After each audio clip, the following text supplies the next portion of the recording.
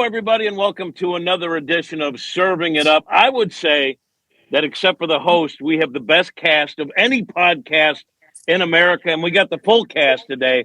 We are joined by Matt Holliday, Lynn, and Kyle Gibson. And if you're watching this right now, you would have to say Kyle Gibson, who is in the sunlight, looks better than all of us. But hello, gentlemen. And Kyle, hello to you. You look great today. Thank you. Good morning. Hello, everybody. Matt Holliday, we had some problems with StreamYard, but you said you're excited about the program and ready to go. It gets me ready for the show, Jim. I like to be nice and frustrated for the show. I'm sure Kyle is in a good space and ready to it just gives me good fodder to trash you, Jim. So I'm ready. Well, I've been reading some of the YouTube comments, and folks apparently really like it when you do trash me, so trash away. Lance, you trash me once in a while, not as much as Matt. How are you today? I'm doing great. Everything works smoothly for me, but I'm always ready to talk shit. So we'll be fine. I don't need any poking. Isn't that always the way? Where are you? What now? You have an estate, you have a compound, and in which room are you? In which wing of the home? I am in the guest bedroom corner because 4 kids out of school are loud everywhere else. So this is the furthest I can get away from where they hang out. So I have picked out some topics this week. I didn't send them to you because Matt Holliday does not like that. Why would you? But yeah, I mean, well, because one time you asked me to do it, and then you're like, "Don't send me the topics." Okay, so I didn't. But I wanted to ask you about a guy you guys have played with, and a guy that Matt Holliday knows. But they just put in a gold seat at Busch Stadium in honor of where Nolan Arenado chased a foul ball, went through the netting, and ended up nearly crushing a child in that seat, which is a new thing for the Cardinals to sort of do fun little things. They want to be better at that. So I'm going to start with you, Kyle Gibson, because you have sunshine in your face and you look great. You got to play with Nolan Arenado a little. Tell me a little bit about that guy. he's just a gamer all the time. He never takes a play off. That game could have been a 10-run game either way, and he's going after that play the exact same speed because he on defense just never takes a play off, and he's going 100% all the time. So it's for a long time I watched him across the field, and he's the defensive player that can win a series because being at third base, whether it's a speedy guy taking away a bunt, a diving play taking away a double. I watched him win series against us for a long time. So it was awesome to be on his team and to see it firsthand. So, Lance, you take a guy like Nolan Arenado, who already has a Hall of Fame resume, right? And that was a 9th inning where he dove into the stands on that play, had done it earlier in the month. But to see a guy on a foul ball, like lay himself out like that, that says something about the kind of competitor that Arenado is, don't you think? Yeah, I think it shows what you see every time. You're talking about a guy who takes everything personal. He always wants to be great at everything he does. And a guy of his caliber offensively could take those plays off, and he won't do it because he prides himself into being the best he possibly can be, and that's why he's had a Hall of Fame career and done the things that he's done over the career because there's no stopping him, and he's had that from the get go. And then you had guys like in Colorado that taught him, hey, there's no days off, and he's taken that and he's ran with it his whole career, and it's made him a great player.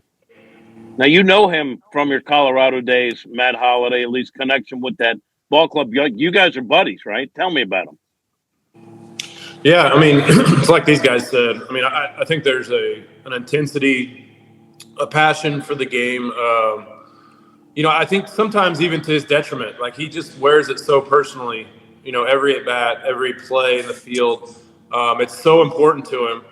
And so I actually think this is really cool. I think the Cardinals doing like a gold chair and doing some things like this is really cool. I think, it's always cool when you go to Comiskey, or I guess Fenway Park, and you see the chair where Ted Williams hit the ball, and just kind of stuff like that. I think it's cool that the Cardinals are doing something like that, and I think everybody will go in there and be like, oh, I remember that play where Nolan ran and jumped in the stands. So I think this is something that the Cardinals are doing. I think it's something that I like as a baseball fan, that they're doing things like this. But Nolan is like these guys said. I remember we were close and friends, but the first time I played with Nolan was 2018, and like Kyle said, always seeing him from across the field. Always doing something. But when you play with him, I think I didn't realize that how many great plays he makes. Like, it's almost on the daily basis where you're like, I didn't even know this many balls were hit to the third baseman. That you have this many opportunities to make so many great plays. I remember thinking that. I'm like, this guy makes some sort of play that makes you go, wow, that was awesome. Like, almost every day. And so, yeah, I mean, I think that his defense is like historic. Like, I think he goes down as one of the greatest defensive third basemen of all time. He was Hey, if ticked you'd have off. played with him your whole career, Matt, in left field, there'd have been like 6 or 7 less balls to chase in the corner every series. Yeah, I mean, I could have totally got a lawn chair and just hung out there with, especially if he and Tulo, if he had Tulo at short and him at third, I could have, it would have been good theater for me. Well, anything behind you is gone, so you don't really have to worry about much after that. That's true. Just get it, just hang out and watch. So last year, I don't think was his best defensive year. And like you guys say, he takes everything personally because he wants to win that much. But when you see a guy at this age, Kyle, kind of getting back to the way he was, like, to me, this is as good as we've seen him in St. Louis defensively. That says something about who he is as a player, that he was able to sort of regain that form, don't you think? Yeah, I mean, I think you look at a down defensive year, and I'm going to make up numbers here, but my guess is his defensive WAR was still probably above average. You're looking at a guy who consistently is the best third baseman. So if he has 3 or 4 extra errors on a year, there are a lot of plays where like, oh man, he doesn't normally miss that. It's I think his struggle defensively is just so good that way. If you just look at the metrics and you just look at his defensive WAR, and you're like, well, he doesn't have a 5 defensive WAR, he must be having a bad year. I don't know. I'd have to look more into the numbers, I guess, Jim, to know if it was a bad year or not. But it was fun watching him. I can tell you that. I still thought he was pretty darn good. He's still good, but that shows where the bar is set for him. Like his own standards, it was a down year. Yeah. So you know what else I think is cool is I just saw a video the other day after this play. They were talking about the gold seat and asked him what his favorite play of his career was, and it was almost the identical play running down the line in I can't remember what city it was, but he was jumping over a target. Yeah, San Francisco. Yeah, I mean, so it's like he loves that play, and he's just so good at it, and he takes away so many outs that most people don't get because there's a lot of balls in that foul ground that end up either in the seats just barely or landing right there on the track, and that's his favorite play, and to me that's kind of wild. So I'm an older guy, older than you guys, even though some of you aren't exactly spring chickens. But I think of the greatest third baseman that I've ever seen play. I put Brooks Robinson, I put Mike Schmidt, and I put Greg Nettles of the Yankees, who I think is as good as those three, underrated. But Arenado's the best third baseman of all the ones I've seen. He's the best defensive third baseman in history. I don't know how guys look at the history. Lance, how would you rate Nolan in terms of guys you know about or have seen video on? I think you're looking at, what do you win, 9 straight Gold Gloves entering the league? Was that at 9 or 10, something like that, since he debuted? So I don't think anybody has done that. So I think he's in a league of his own when it comes to what he's accomplished with the glove from the day one he showed up in the big leagues. So there's some great ones out there. Don't get me wrong, and I don't want to put anyone down because there's some Hall of Famers that were very great defensively. But from what he showed up and did from his first year in the big leagues on, there's no one that can match that, in my opinion. I think he makes plays that the other guys, as great as they were, couldn't make. And we take it for granted, Matt, sometimes because he makes so many great plays. What was it like covering Brooks Robinson? Is he a good guy to interview? I was just a young pup at the time. That's when you broke into the league. Yeah, I broke. It was 1742, and I used a pad and a paper. That's how I did my reporting. You But are pretty old. You've seen those guys though on video. No, I mean, look, this is always the old, the fun debate of debating eras and players, that I think it's okay to say that like all of them are great, but yeah, I mean, when you look at just the amount of great plays that he makes and what he can do with his arm, and the throws that he makes, I think to me, watching him do his work every day and like how he practices these incredibly hard throws. I remember, like I said, in 2018, we had been friends and I had known his work ethic, but to watch him every day, even a day game after a night game when we're not hitting BP, he wants to go out on the field and do his routine on defense and his jump throws, and he has the guy hitting him ground balls is trying to hit it past him down the third base line, and he's catching balls and jumping and throwing, working on throwing from his knees. Like these plays that he makes don't happen just kind of on a whim or by accident. Like he practices these incredible throws and plays, and I think that's something I think for my two sons, who my two older boys who play infield. He came out one winter and worked out with us for a couple of days, and they watched him work on these jump throws and things, and I think that really like resonated with them that like, hey, these great plays don't happen just by accident. Like you practice these plays, and so it's pretty fun to watch. I think Matt brings up a great point. I think that's why stats are so important. They're just piece of a puzzle to compare era to era.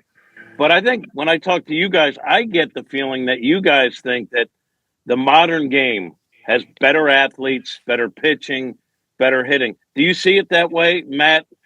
Because let's face it, you see guys that are 6'7" now, as fast as anyone who ever played the game. You see plays that we've never seen before. We see guys throwing 103, 104 pretty much on the regular. Is the game better today?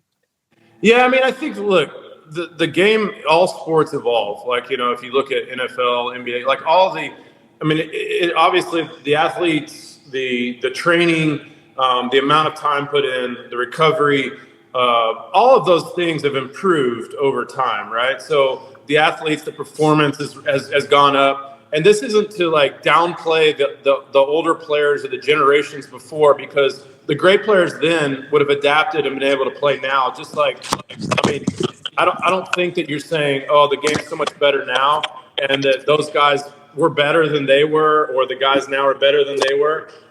And I actually heard Harold Reynolds talking about it yesterday. They were comparing Andrew McCutchen and Roberto Clemente, because Andrew McCutchen had tied him in home runs. And Harold was saying, well, the ballparks they play in now are so much smaller. And I'm like, okay, but the pitchers throw 103 now, and they threw 85. So let's not like pick and and they played on AstroTurf that was basically cement. So how about all those rollover hits they got in the hole because there was concrete, basically turf. Like, okay, let's not do this where we pick and choose why certain guys' numbers are different from then and now. Let's just say, look, it's all we have to go by is sort of stats, and you can't say this generation's better than others. But it's certainly, when I watch the game, the amount of incredible athletes and arms and guys that can do things physically, it's at an all-time high in my mind. But that doesn't mean that those guys wouldn't have evolved, or wouldn't have been able to play, or that somehow the game is so much better now. I think the game was great then. I think it's great now. I just think like I said, with the evolution of sport, it's going to be faster. It's going to be bigger. It's going to be, the numbers are going to be higher, whether it's exit velocity or, guys throwing off, that doesn't mean there wasn't guys back then that threw 100. We just didn't, we didn't have the numbers maybe to keep as close a track as we have now because of just the evolution of analytics. Today versus the past, Lance, how do you look at it? I think everything should be put in its own vacuum, I guess. You're looking at every athlete were the best of what they had to work with at that time. So when you look at numbers tell you how good they were in their era, their time against the people they are against. So I think you're looking at athletes and all that are bigger, faster, stronger today because of how they are uh, brought up and the things that they've done since. I mean, kids are doing stuff from 8 years old on now, travel ball and stuff like that. Back in the day, they had a full time job and went and played. Right. So who's to say that athletically they wouldn't be more gifted today than they were then? But that's what they had to do back then.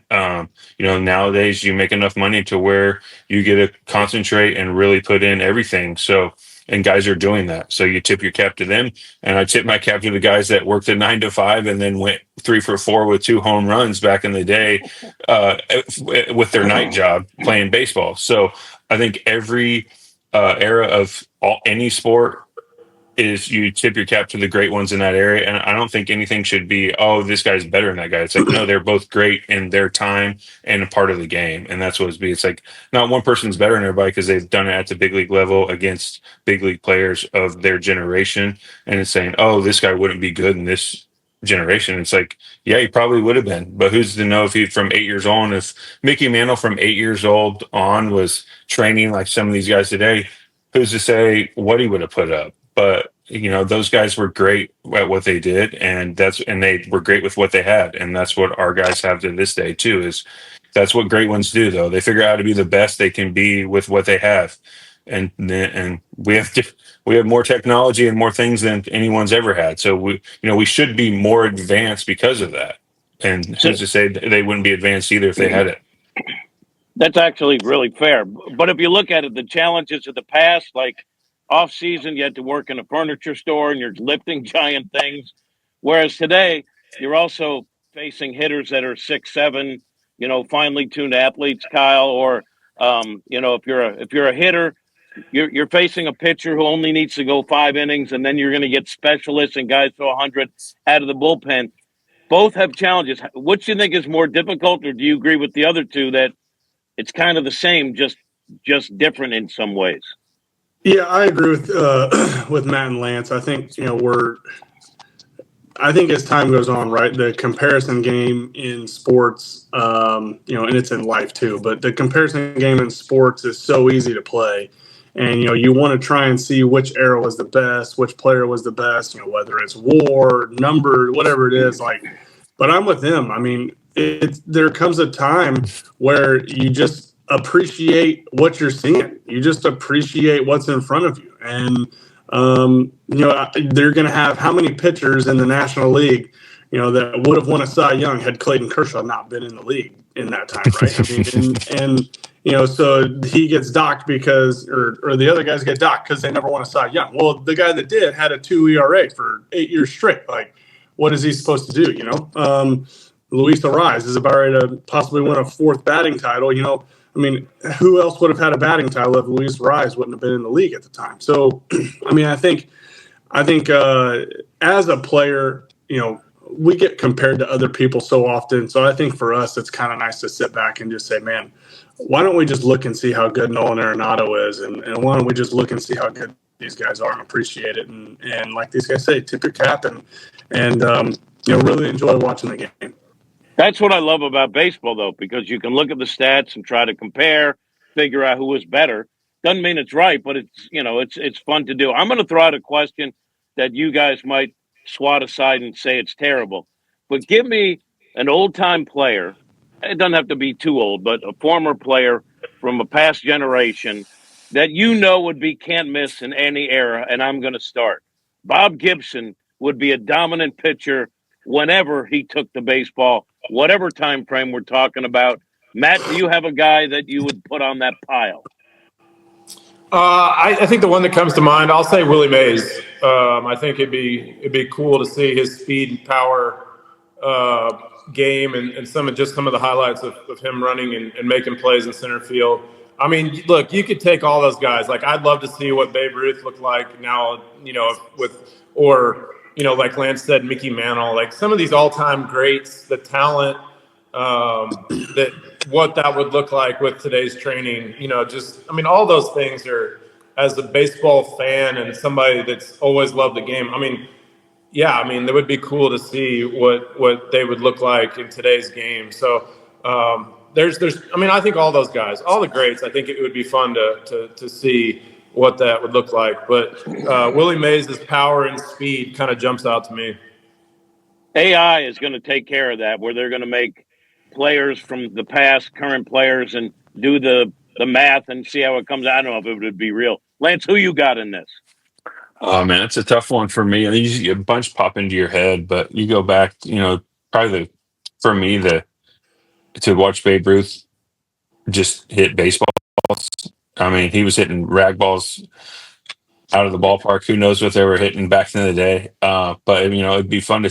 Everybody talks about Babe being like some giant out of shape guy. He was like 6'2", like 200 pounds. That's like average as can be today. Like, no, you just look at the highlights. He's not that fat. Like this lure of him being super fat is like, I don't even see it. Like, he's not even, just because he ate hot dogs. He was metabolizing those things. I'd make him look like a midget. So it's like I would love to see, like, he would just be, who would he be? Newt Bar, like largely 6'2", 210. He'd be Burley. He'd be Burleson. That's who the Babe is. That's the body type. And then you're gonna act like he's the most giant guy of all time. So I'd love to see the Babe just play and pitch a little bit too. He's the original Shohei. He did. He won 20 games twice. I don't know if people remember that. Yeah, I've never won 20 games in the big league season. You know what I'm saying? So my man was nasty. What do you got, Kyle? I think seeing either Gibson or one of these starters that just did it like every third or fourth day and threw 150 pitches, I would love to watch that. It would be my turn in the rotation getting bumped back every time, but I still think it'd be fun to be able to watch those guys go out there and go 150 pitches, do whatever they do after the game. And then they say, hey, I'm not going to throw a bullpen. I'm actually going to pitch in 3 days.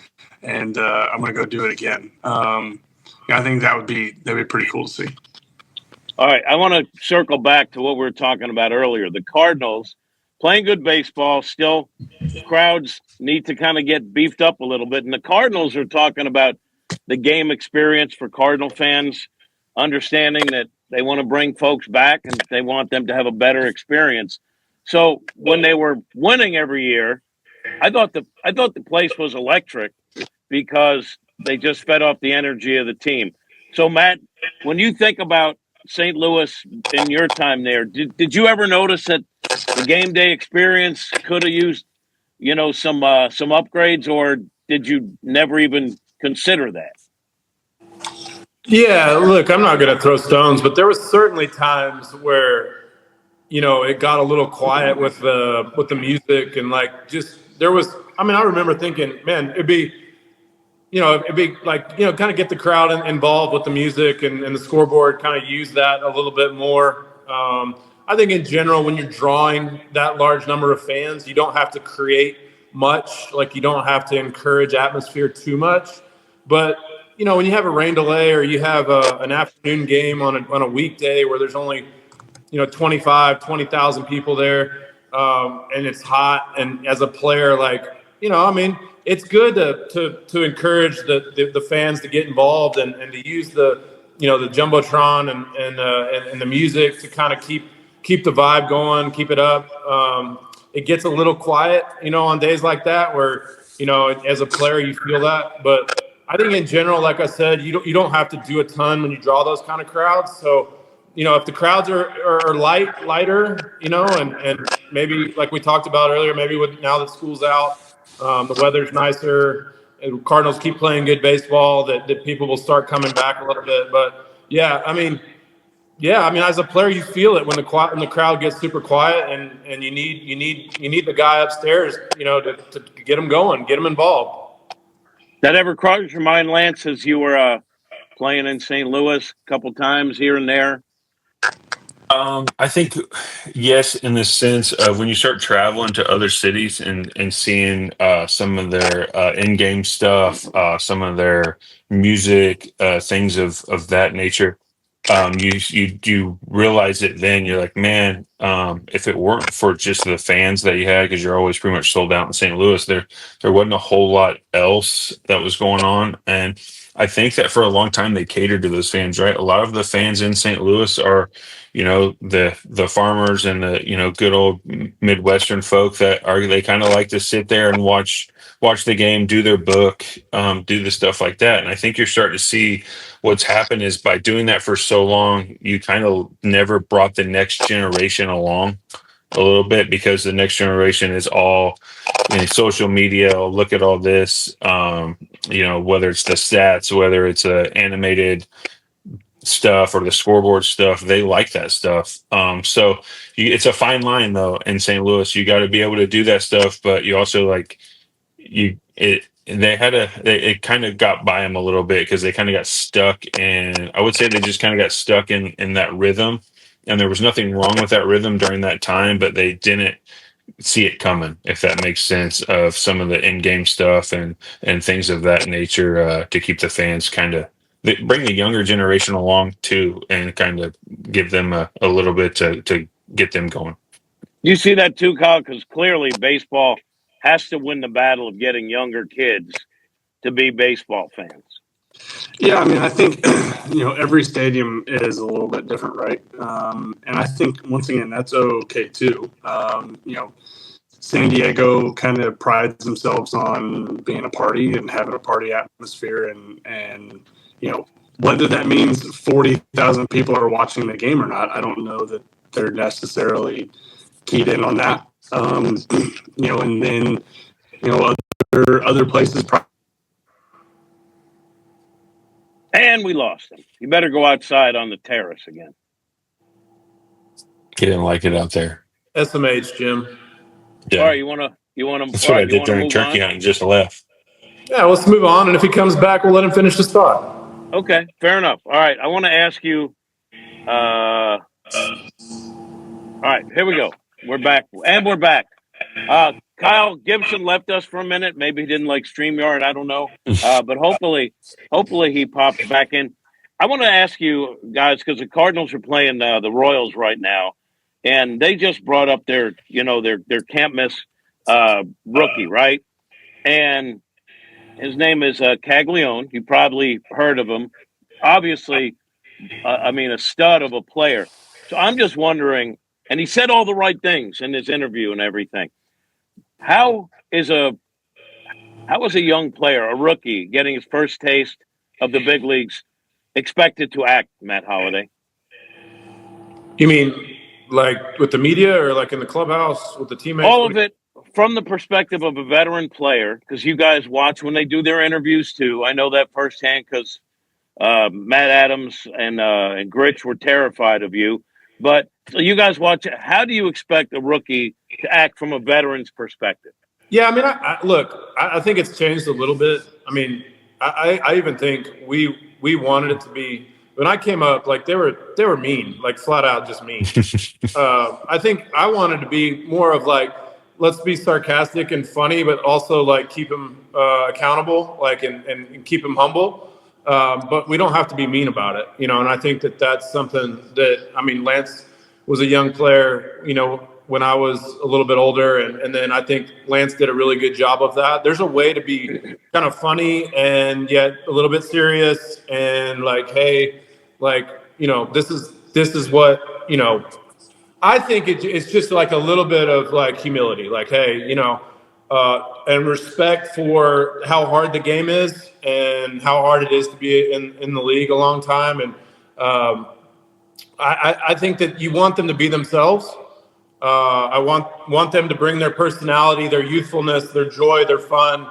But at the same time, like, I need you to be one of the hard, there early, get your work done in the cage early. I need you to, you don't need to be the loudest voice in the clubhouse. You need to, ask questions. And so I think that there's I think as a veteran player, you're just looking for guys to have a little bit of like, maybe I don't want to say respect because I think you earn respect, but I think respect the game and how hard it is and staying in the big leagues. And now they rush them to the big leagues so much faster, I think, than they used to, that sometimes you have to remind them that it's hard. And I think for me, and I think Lance would say this, getting to the major leagues was very difficult. And for me, and when I got there, man, I was like, wow, like I just want to fly under the radar here. I want to stay as long as I can and hope they don't notice me to send me down. Like I just, I think that there was part of that, and then part of it was they're really mean if you said anything. So I just was like super quiet. But I like I said, I want guys to be themselves. But I think there is some like, hey, like you've been here 5 minutes, like just pump the brakes, a little bit if they get a little loud or they get a little bit a little bit full of themselves. I think it's your job as a veteran to help them manage this situation. Lance, hold your thought for a minute, because I got to ask Matt this. So you're telling me when you were a rookie, you got bullied. Please tell me that's true. And please tell me who are the guys that did it, because I will send them flowers and a thank you card and maybe some candy. Yeah, I think bully's a little strong, Jim. All right. All right. How about treated you a little bit rough? Yeah, I don't want to. I'm not going to throw guys under the bus, but there was some older players when I first came up that loved to be mean to the rookies on the bus, and they loved. And back then, like it was only like one or two of us, so you were like a sitting duck. Like there was no escaping it. Nowadays, like usually there's like 4 or 5 of the younger guys, and it might be one guy one trip and another guy the next trip. Back then, it was like you and maybe one other guy with a punching bag. Like they'd have a few adult beverages. They get a little thirsty, as Lance would say. Mm-hmm. And the bus, and you have a long flight, and then they have microphones on the front of the bus, and basically you want to crawl under the seat because they want you to come up to the front and ask you a lot of inappropriate questions and make you sing and make you do all this stuff, and they've had way too much to drink. And it's just pretty much my worst nightmare. Like I just don't like, that kind of thing. And so, yeah, that was pretty much standard operating way it went when I first got called up. But some of the older guys like Todd Green and Mark Sweeney were great to me, and they were guys that made me. They helped shape how I wanted to be if I ever got to be a veteran, how I would treat young guys. They took me to lunch. They told me what to do and not to do. Hey, you need to be early. You need to, you take a cab with us. You never take the bus. We'll take you to lunch. We'll get on the cab. You're going to be in and out of the cage before the older guys get here. They would say, hey, don't come to the back of the plane. And they say, hey, come here, bring me. Hey, I said, don't come to the back of the plane. You just told me to come here. Like, what was I supposed to do? Well, I said, don't come back here. And I'd be like, okay, I'm totally confused, but headed back up to the front. Like, no, I said, bring me that. Well, I don't understand. So that was the kind of thing. I remember Mark and Todd, all the 3 of us were not playing one day in Colorado. The dugout is quite far from the clubhouse, if you remember, if you guys obviously know. And they said, hey, go get us a coffee. I said, okay. So I go up and, get 2 coffees, kind of calmly walk them down so they don't spill. And they look at me and they say, no cream and sugar. And I'm like, well, that's usually what you say. So, you go back up, cream and sugar, bring it down. I remember Greeny's like, and he just dumped it out and like kept watching the game. And I'm like, yeah, that was cool. Just stuff like that. But I love those guys. And they were, like I said, they helped shape how I wanted to treat young guys. That was really helpful. And then there was some other guys where I thought, I will never be like that. And that's, so. If there's any video of Holliday getting abused, please send it to me. I'll pay top dollar, and I'm posted on my Twitter. First of all, Lance, what video? Are you serious? Like we weren't cell phone video everything. Maybe they had like one of those little Hey, camcorder he was things. still he was in flip phone world back Yeah. That's right. What did Honus Wagner do to you, Jim, back in the day when you started covering? Back in my day, he said, "Come here, young reporter. I Yeah. want to talk to you about the way I slide into second base." Yeah. Lance, now pitchers are a different world, all right, especially starting pitchers. So what would your expectations be of a rookie either joining the rotation or just in general in the clubhouse, maybe a relief pitcher? I think when you came up, for me, you had that person that for me I had like Mott Boggs, those guys that kind of were like, hey, here's what's expected. Here's what you need to bring to the bus. Here's what you need to bring to the bullpen. Jaime Garcia was still young when I was coming up. So in the rotation, it was like, hey, and when I got to the rotation, it was like, hey, here's what is expected every day. Here's how we do stuff. And then, I think the main thing is like, hey, when you get there, you're here, you haven't made it. You get a chance to show if you belong or not. So for me, the way I took it was, all right, I got to do what I got to do to be a part of this because this is how it goes. And then make sure that I'm getting myself ready to go too. And then I think it just teaches you to be a part of what's going on. Nowadays, at times, some guys come up and we're like, no, I'm not doing anything. And because they don't like, and then so it kind of alienates you from like being a part of the team and some traditions and stuff like that. Nowadays, there's no hazing. There's no like, I'm going to make you do this, this, and this. It's like a lot of it's structure, the way that the schedule goes, the way that we kind of help guys out. Heck, I was in the rotation for like my first 3 years, and I was still bringing stuff on the bus and into the bullpens and stuff like that because I was still young. When you have Westbrook, Loesch, Carpenter, and Wainwright, and I was screwed. So you just take it and go. And then what I learned, and I learned it quick. You keep your mouth shut and do what they ask. They're not asking you to do anything crazy. They're just asking you to bring waters to the bullpen and on the bus and stuff like that. It's not anything harsh, but I did find out through other people's stupidity, the more you say no, the more you push back, the harsher it will get. I was good at doing what I needed to do, creating friends, and then they gave me enough leash to hang myself at times too. Who was the guy? All right, I'm going to phrase it this way for you, Matt.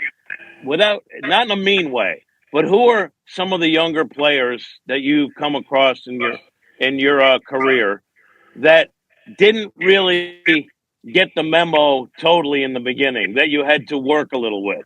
Not, I don't want you to throw anyone under the bus, but feel free if you want to. But if maybe young guys who took a little bit more training than others. Yeah, I mean, I think most guys, I don't remember anybody rebelling too much. I think you had to talk to certain guys differently. I mean, I love Colby Rasmus, and I really liked him. And I think he was hesitant to fall in line with the way some of the older guys tried to get him to fall in line. And I saw that in him that was, he didn't really see it like we saw it. And so to try to help him understand, hey, like, it's not mean. Like, actually, it means they like you. Like this, if you would rather them kind of give you crap and make you do stuff than them to ignore you, And so I think trying to make young players understand that this isn't personal, like this is just kind of part of the deal. And, you'll appreciate it later on. And, I think, guys like Colby, it was just a little bit, different background and kind of, his personality and trying to help understand that and then help him understand like where the veteran guys are coming from. So like, like I said, there's not a ton of them. Most of them, they come into, especially like the Cardinals clubhouse, that we had for most of my time there was older, very accomplished players, that guys did kind of walk in and go, wow, I mean, there's Albert Pujols, there's Lance Berkman, there's Adam Wainwright, there's Chris Carpenter. Like, I mean, I kind of am the low man on this deal. And so I think that's our job was our job as veterans, to make them understand that it was part of like we want you to be part of us, and like this is just kind of how it works, and so showing them that you love them, but also like, hey, there's some things that come with this as a young player that is how kind of how the pecking order works. I like Colby Rasmus too, and but was a different kind of person. Did you feel like you ever reached him? In fairness, yeah, I do. I think that I like I said, I still keep in contact with him, and I think by the time I would I'd be interested to talk to him now, but by the time his end of his career, he would I think he would probably appreciate some of the things that he went through and learned, and but yeah, I mean, look, everybody's different, and they accept like I guess not criticism, but like help, or accept somebody trying to help them or show them or have them understand that like this is what you do as a young player, and so like I said, it's managing people's personalities and their backgrounds is part of leadership, and I think that that's something that you learn as you go. yeah, it's training, and sometimes training can not be the most fun thing in the world. Lance, was there someone that you've come across in your career that maybe took a little extra time to sort of get with the program? Not all in all. So like when I first came up, I had known Colby since we were 12 years old playing against each other in the Little League World Series. So we've crossed paths for years and we were the same age. So I think, for him, he was like the original super prospect too. So he was like the first coming of like hey, here's the young kid in the big leagues, and it's kind of his show. And when you're in St. Louis and Albert, Matt, Yachty, Wayno, Carp are there, it's not your show. So I think that was a little confusing for him at times, and you're going to get that, right? When guys come up, some of these young prospects come up, and it's like, hey, oh, I've made it, and it's like, no, you got a chance to prove if you belong. I think that's the kind of the day and age that we're in now. Is guys come up and they think it's their show, and that's fine in the sense of I need you to figure out how to be the best player you can be on the field, and but also figure out how you can integrate into the clubhouse and what that means and what that entails, because some of the best players I've ever played with on the field were the best people in the clubhouse because they knew how to integrate and be part of the team. And that's the struggle, I think, a little bit nowadays is guys come up and are like, well, I've been an individual my whole life because it's showcase and this and that. And I never was a part of the team, or because it's like a lot of these kids bounce around from summer ball team to summer ball team and this and that, and they never like had that team feeling. If you're on a great team with great people, man, there's nothing better, especially at the big league level, because you create relationships that will last forever. So yeah, there's guys that are good that don't fall in line to say, but it's the veteran's job. And I learned this from Matt and those guys, dealing with guys like myself. And I learned it later in life, when I became the older guy. It's like, okay, what makes this guy tick? How can we make him the best we can on the field?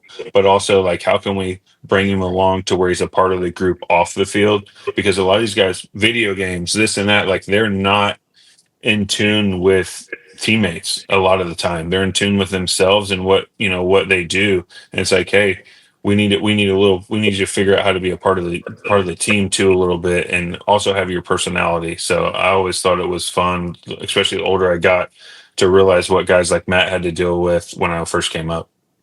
All right, so you guys are two. Really, it's a wealth of knowledge between you two, and you guys are friends with some guys on the current Cardinals team. You guys, are still friends with Ollie. Some of the guys there. Matt, I'm going to start with you. I know you watch the games. I know you're still a Cardinal fan and an Oriole fan.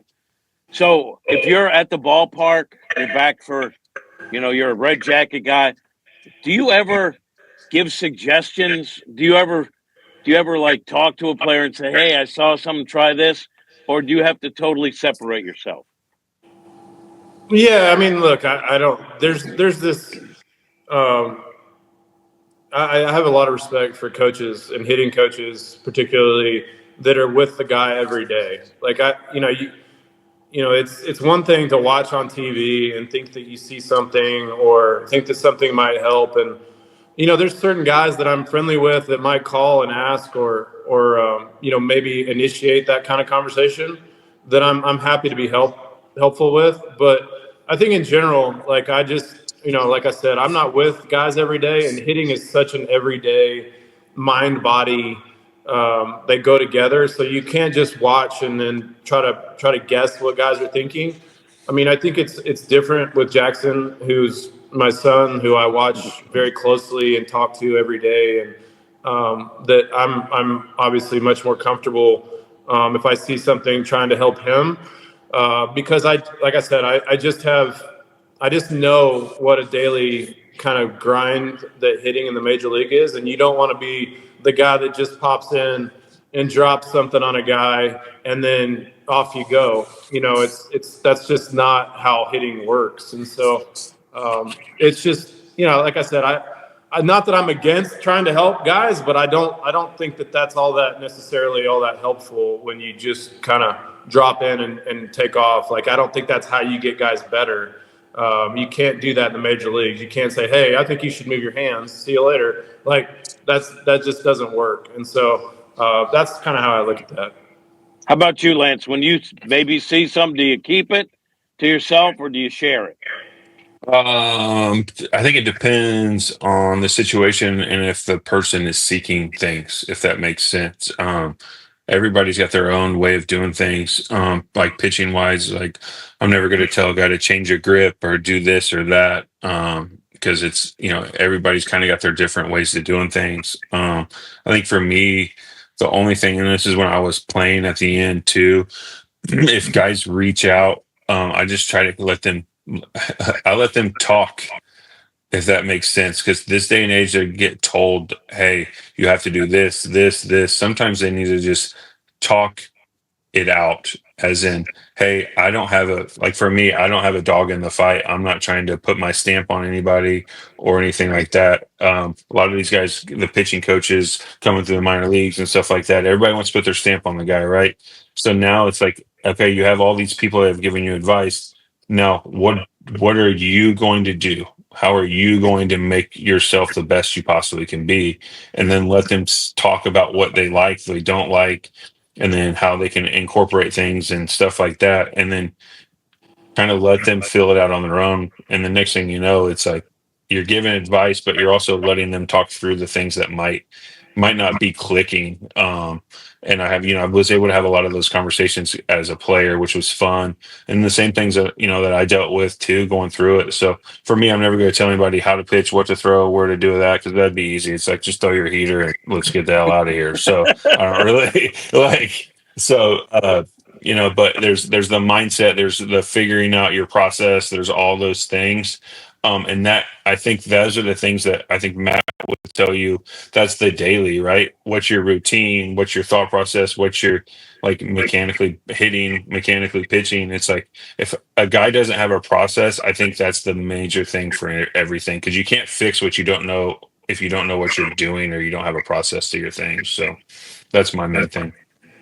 Now you guys are both very smart. I'm not, because I forgot to do the spot for Kovac Mechanical. What is that again, Lance? Kovac Mechanical. He froze. We all froze. Well, when All it's right. summer out and you need Kovac Mechanical, because they'll keep you cool. There you go. Kovac Mechanical. It is. It's getting warm. You better make sure the AC works. 636-343-4410. That is Kovac Mechanical. Kyle Gibson was with us earlier, and Kyle is trying to get back to the big leagues. Pitch against Memphis the other day, 3 innings, 1 run. We would have asked him about it, but we're StreamYarding. Next week, boys, we're going to try a different link, and hopefully it's better for all of us. Thank you for your time. And everyone that's watching this, thank you for watching. We will see you next time, and hopefully that won't be awful.